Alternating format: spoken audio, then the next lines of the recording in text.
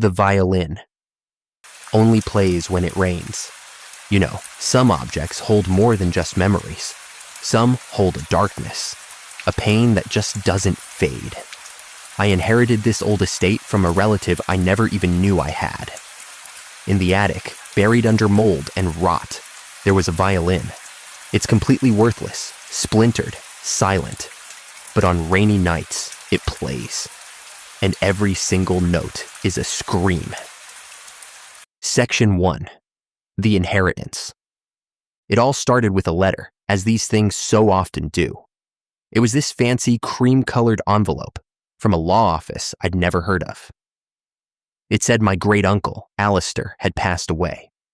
I didn't even know I had a great-uncle, Alistair. The letter explained he was a recluse, and since I was his last living relative, I was now the sole heir to his estate. That word, estate, made me picture rolling green hills and some kind of manor, a world away from my tiny city apartment. I was skeptical, sure, but a tiny part of me, a desperate, curious part, started to hope. The drive out to the property was a journey into the middle of nowhere. Paved roads turned to gravel, and then gravel turned to a dirt path that nature was trying to swallow back up. The trees overhead were so thick and tangled, the road was stuck in a permanent twilight. When I finally got there, the word estate felt like a bad joke. The house was a skeleton, a wreck of what might have been grand a long, long time ago, but was now just losing a slow-motion fight with decay. It was this gothic nightmare of peeling paint, dark, empty windows, and a roof that sagged in the middle like it had a broken back. The air was heavy, thick with the smell of damp earth and rot.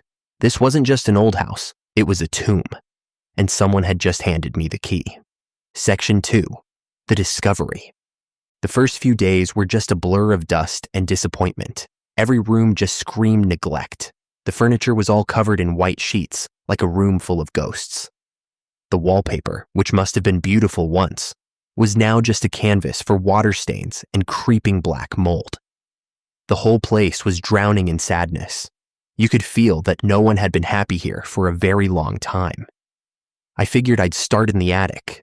Maybe I could find one thing, anything worth selling, to help pay for whatever it would cost to tear this corpse of a house down. The attic was worse than the rest of the house combined. A thick blanket of dust covered everything, swallowing light and sound.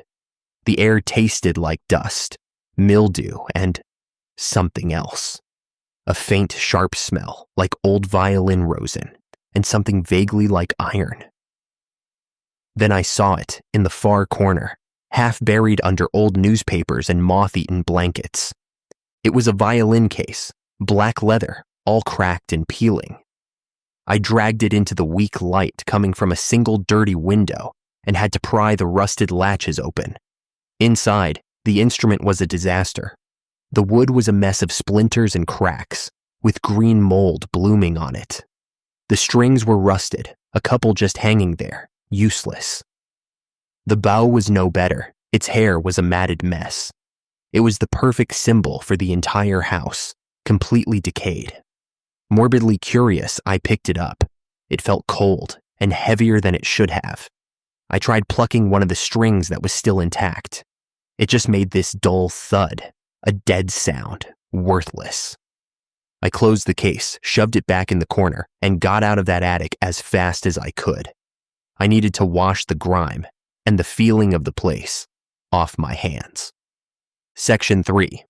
The First Rain. On my third night there, the rain came. It started off soft, just a patter on the window glass. I was actually hoping the sound would help me fall asleep in that oppressive house. But the rain just got heavier and heavier until it was hammering on the roof like it wanted in.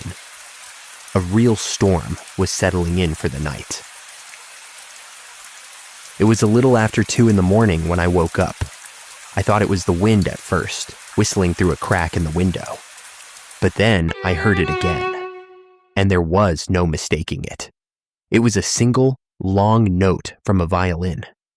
A sound so full of sorrow, It just seemed to hang in the air. My heart was pounding in my chest.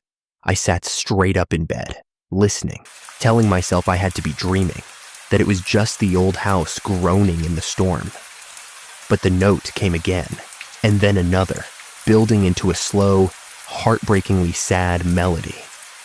It was faint, like it was coming from far away, from inside the walls of the house itself. I grabbed the heavy iron poker from the fireplace and crept out of the room. The floorboards groaned with every step I took. The music seemed to be coming from upstairs, from the attic. I held my breath, pulled down the attic ladder, and climbed into the darkness. The second my head cleared the opening, the music stopped. Just silence. Absolute silence, except for the rain drumming on the roof. I fumbled for my phone and turned on the flashlight, the beam shaking as I pointed it around the dusty air. I aimed it at the corner. The violin case was right where I'd left it, closed. I just stood there, listening, for what felt like forever. Nothing. Just the rain. I backed down the ladder, my mind racing. It was the wind. It had to be. A draft playing tricks on me. I locked the attic door. Section 4. The screams begin. A week went by. The sun was out, and the house was just a house, old and rotting, but quiet. I started to believe my own excuses. I was stressed, in a strange place, and my mind was playing tricks on me. That's all. And then it rained again. This time, I was awake, waiting. I was just lying in bed, staring at the ceiling, listening as the first drops started to hit the roof. And then the violin started. It was louder this time, more sure of itself. But it was different. The sad melody was gone. In its place was a sound that made every hair on my body stand on end. You could tell it was a violin, but the notes were all wrong. Sharp, dissonant. It was sliding between notes in a way that sounded exactly like a person crying. A sound of pure anguish. The fear that hit me was cold and sharp. This wasn't the wind. My hands were shaking so bad I could barely hit record on my phone. I needed proof. I needed to know I wasn't going crazy. I held the phone up, pointing it at the ceiling, toward the attic. The crying sound got more and more frantic. And then it changed again. It wasn't crying anymore. It was a scream. A high, thin, piercing note that sounded terrifyingly human. It went on for almost a minute, then stopped cold. I just lay there in the suffocating silence, the sound still ringing in my head. I looked down at my phone. The recording was still going. I hit stop, my thumb slick with sweat. Then I pressed play. Static, just the hiss of the rain in the background. Nothing else. Section 5. The Obsession. After that night, everything was different. I wasn't just some guy sorting through a dead relative's junk anymore.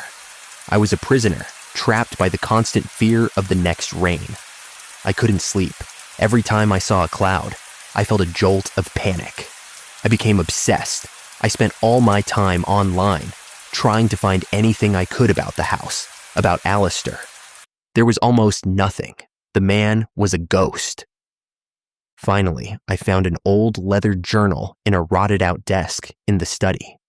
It was Alistair's.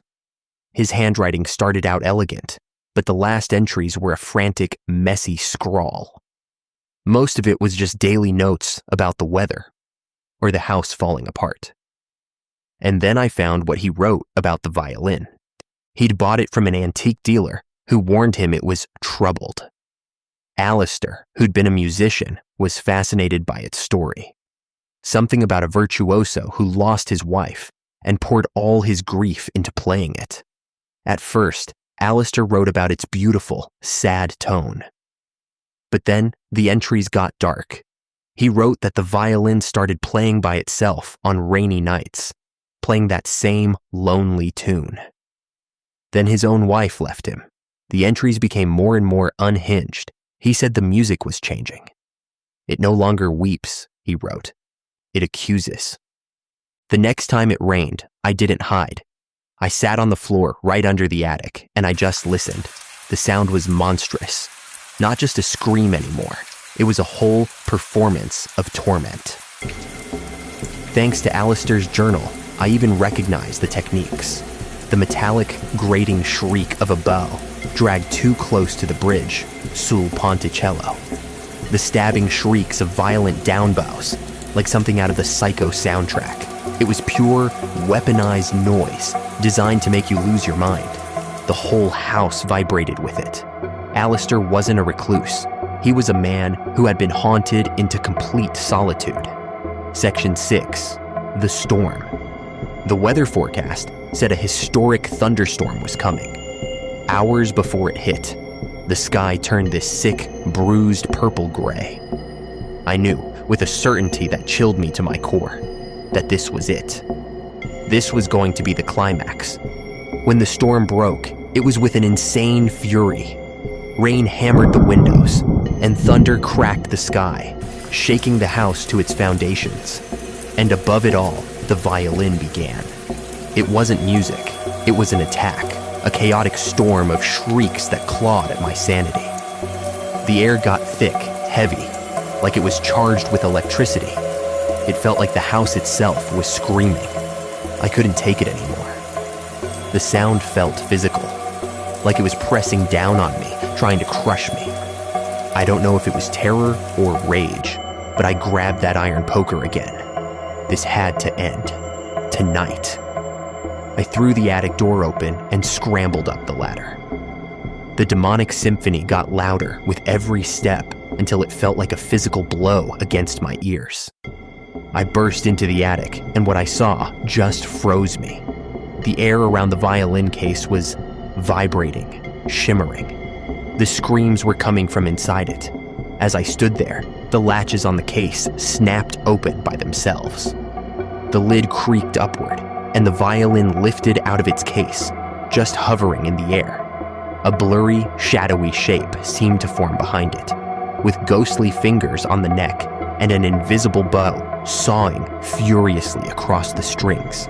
The sound was a solid wall of pure, concentrated hatred. Before I tell you what happened next, if this story has pulled you in, do me a favor and hit the like button and subscribe. It really helps me keep bringing these nightmares to you. Resolution. I raised the poker, my own scream just a pathetic squeak against the violin's unholy noise, and I lunged. I swung as hard as I could, planning to shatter that cursed thing into a million pieces. But just as the iron was about to hit it, the violin let out one last deafening shriek. The note was so high and so powerful, it felt like an explosion. The force of it threw me backward. I slammed against the far wall, and the poker flew out of my numb hands. And then, silence. The rain outside didn't fade out. It just stopped, instantly. The thunder was gone. The heavy, oppressive feeling in the air vanished. I lay there on the floor, ears ringing, trembling all over. I pushed myself up and looked. The violin was on the floor. It was in one piece, but it wasn't just old anymore. From a thin crack in the wood, a dark, thick liquid, like old blood, was slowly dripping onto the dusty floor. I didn't wait. I scrambled out of that attic. I didn't even use the ladder, just half fell, half jumped to the floor below. I slammed the attic hatch shut, ran out of that house, got in my car, and I didn't look back. I just drove until the sun came up, and I was hundreds of miles away. Conclusion: I never went back. I had the solicitor sell the property for almost nothing, told them it had structural issues. I never told them the truth. I mean, who would have believed me? Sometimes I wonder what happened to everything in that house. I wonder what the demolition crew thought when they found one single, splintered violin in an empty attic. I try not to think about it. I moved somewhere it doesn't rain much, but I'm not free. I'll always be marked by what I heard in that house. Because even now, years later, on those rare nights when the sky opens up and the rain starts to fall, I can still hear it. A phantom echo in the back of my mind. the faint, distant sound of a single, screaming note.